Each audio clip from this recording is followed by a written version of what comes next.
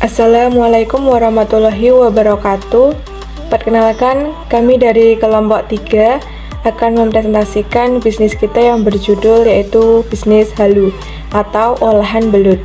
Di sini anggotanya terdiri dari saya Isrul Khairiyah dengan NIM 192111149. Kemudian ada Adinda Zakiyatun Mahfudhah dengan NIM 192111167. Bisa dilihat untuk bisnis modal kanvasnya, ini ada pamflet dan juga logo. Selanjutnya yaitu latar belakang. Bisnis halu atau olahan belut ini berlokasi di Desa Sumberrejo, Troso, Karanganyar, Klaten. Bisnis ini bergerak dalam bidang makanan. Alasan memilih usaha ini yaitu karena makanan favorit kita adalah sama, yaitu dari belut, dan kebetulan lokasi usaha dekat dengan sawah, jadi ketika ada pemasok itu jaraknya dekat. Meskipun usaha belut ini banyak didirikan oleh orang dewasa atau mungkin sudah familiar, akan tetapi kita ingin menjadikannya beda dengan yang lain dengan cara memadukan konsep modern dan konsep tradisional. Bisnis ini bertujuan untuk memperkaya aneka makanan yang berasal dari belut, khususnya di Desa Sumberrejo, Troso, Karanganyar, Klaten. Selain itu juga bertujuan untuk menambah pemasukan. Selanjutnya yaitu aspek hukum. Bentuk usaha ini adalah kelompok, di mana terdiri dari 2 orang sehingga berbadan hukum CV atau komanditer Wenotskap. Kemudian untuk izin yang diperlukan adalah surat keterangan domisili usaha atau SKDU, kemudian ada PIRT atau Pangan Industri Rumah Tangga, izin BPOM atau Badan Pengawas Obat dan Makanan, dan sertifikat halal. Kemudian aspek pasar dan pemasaran. Bisnis ini untuk potensi kedepannya insya Allah akan diperluas mengingat banyaknya masyarakat yang menyukai belut, dan karena di Desa Troso masih sedikit yang membuka usaha belut, jadi menjadi peluang untuk dapat berkembang. Kemudian untuk analisis SWOT, yang pertama itu ada strength atau kekuatan. Di dalam analisis SWOT strength atau kekuatan itu pelayanannya ramah, kemudian dekat dengan bahan baku. Yang kedua weakness atau kelemahan, itu terdiri dari harganya lebih tinggi dibanding dengan pesaing yang lain, kemudian produk tergantung dengan pemasok dan terkadang bahan baku langka. Kemudian yang ketiga itu opportunity atau peluang, yaitu daya beli meningkat, kualitas bahan baku baik, dan rasanya lebih gurih. Kemudian untuk yang keempat, threat atau ancaman. Harga mempengaruhi tingkat pembelian, kemudian konsumen pindah ke produk lain, dan seiring berjalannya waktu mulai bertambah pesaing. Selanjutnya yaitu bauran pemasaran. Yang pertama produk. Untuk strategi pemasaran dalam hal produk, kita menggunakan kemasan yang kedap dengan udara, serta untuk warna dari belutnya lebih cerah dibanding dengan produk yang lain karena untuk minyak yang digunakan dalam menggoreng selalu baru. Yang kedua promosi. Promosi kita menggunakan media sosial dengan post melalui Instagram dan juga WhatsApp. Kemudian yang ketiga itu ada price, untuk harga sesuai dengan kualitas bahan baku dan kualitas produk. Kemudian yang keempat itu untuk lokasi atau place, itu dekat dengan bahan baku dan dekat dengan persawahan, yang mana dari sawah itulah belut didapat, dan suasananya pun juga segar karena penuh dengan semilir angin, dekat dengan pondok pesantren dan juga sehingga bisa ditawarkan kepada wali santri. Selanjutnya yaitu analisis STP. Yang pertama adalah segmentation. Yang A, segmentasi perilaku dan sikap. Pembeli dapat disegmentasikan menjadi pembeli kelas ringan yang jarang membeli, menengah yang sering membeli, dan kelas berat yang sering membeli atau teratur membeli. Yang kedua, segmentasi demografi. Produk ini bisa dikonsumsi untuk usia mulai dari 6 tahun hingga dewasa, bahkan orang tua. Yang ketiga, segmentasi geografi.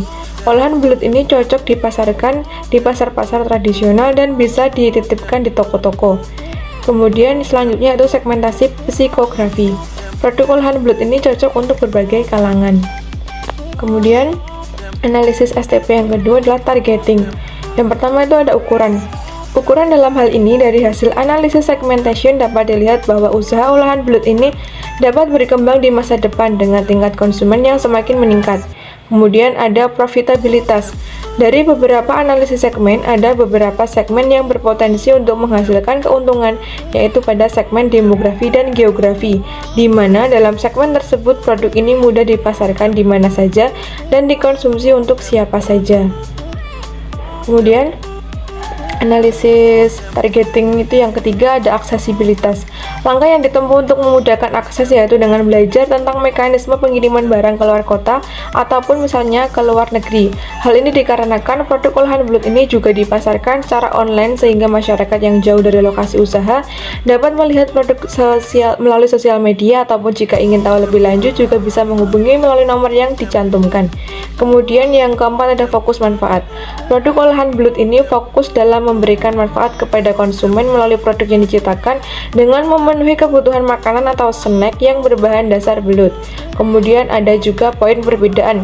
Produk olahan belut ini memiliki perbedaan dengan usaha belut yang lain. Produk ini lebih menonjolkan kualitas bahan baku dan rasa, sehingga menjadi ciri khas tersendiri dan dalam hal minyak penggorengan pun juga selalu baru. Kemudian analisis STP yang ketiga posisi. Yang pertama ada solusi. Untuk masyarakat yang mungkin butuh dalam jumlah banyak dan lokasi jauh dari usaha ini, kami juga membuka pesanan secara online dan bisa juga dipaketkan. Kemudian untuk poin spesifik, dalam hal spesifik ini kita memberikan penawaran yang tidak dapat ditemukan oleh kompetitor yang lain. Misalnya, dengan menggunakan nama usaha yang unik yang menjadi ciri khas tersendiri di produk ini, di mana untuk nama usaha sendiri dari produk ini adalah Halu, olahan belut. Halu bukan melulu tentang harapan yang tak kunjung terrealisasikan, melainkan halu dengan menikmati olahan belut agar semangat untuk menikmati hidup. Kemudian analisis STP dalam posisi yang ketiga itu ada juga poin diversifikasi. Dalam hal ini maksud diversifikasi yaitu adanya strategi pemasaran atau layanan untuk dapat mengembangkan produk, yaitu dalam produk olahan ini memiliki strategi dengan membuat hasil olahan belut yang beraneka ragam, karena biasanya produk olahan belut dari pihak lain hanya sebatas itu saja, sedangkan di usaha Halu ini selalu membuat olahan yang baru, diantaranya seperti keripik belut, belut bacem, dan sambal belut. Baik, itu yang dapat saya sampaikan. Untuk poin atau materi yang selanjutnya akan disampaikan oleh presentator yang kedua. Baik, saya Adinda Zakiatun Mahfudoh dengan NIM 192111167 akan melanjutkan penjelasan materi dari pemateri sebelumnya, yaitu mengenai aspek keuangan rencana kebutuhan usaha olahan belut. Yang pertama, biaya prainvestasi yaitu Rp200.000. Yang kedua, pembelian aktiva tetap meliputi etalase, banner, peralatan seperti staples, panci besar, tempah, alat penggorengan, sehabis Rp1.455.000. Selanjutnya yaitu modal kerja yang meliputi biaya listrik, biaya air, biaya bahan pembuatan produk seperti belut, tepung beras, minyak goreng, bumbu dapur, plastik kemasan, telur, cabai, dan kecap. Semuanya yaitu 615. Jadi total jumlah semuanya yaitu Rp2.070.000. Selanjutnya untuk dana yang tersedia, modal sendiri itu Rp1.000.000, kemudian pinjaman orang lain Rp1.060.000. Untuk harga jual keripik belut 1 bungkus Rp26.000. Untuk keripik 1 kilonya isi 5 PCS itu Rp130.000. Kemudian untuk belut bacem setengah kilonya Rp70.000, dan untuk sambal belut per plastik itu Rp5.000. Poin selanjutnya yaitu aspek teknis dan operasi. Yang pertama, lokasi. Lokasi ini dekat dengan sawah, karena di sawah itulah belut diambil. Selain itu dekat dengan pondok pesantren, dimana ketika banyak wali murid yang berkunjung berkesempatan kita untuk promosi. Yang kedua yaitu pemilihan teknologi. Teknologi dalam produksi ini masih menggunakan tungku tradisional, karena untuk rasa jika menggunakan kompor gas dan tungku itu jelas jauh berbeda. Selanjutnya yaitu aspek manajemen dan operasi. Yang pertama yaitu perencanaan, anggaran pembelian bahan seperti belut, tepung beras, minyak goreng, bumbu dapur, dan lain-lain. Untuk yang membeli adalah kita sendiri, dan untuk harga itu menyesuaikan seperti yang telah ditulis pada aspek keuangan sebelumnya. Kemudian untuk aspek penjualannya, untuk penjualan ini nanti akan dibagi siapa saja yang memegang bagian promosi dan mengelola keuangan. Sedangkan untuk produksi masih secara bersama-sama.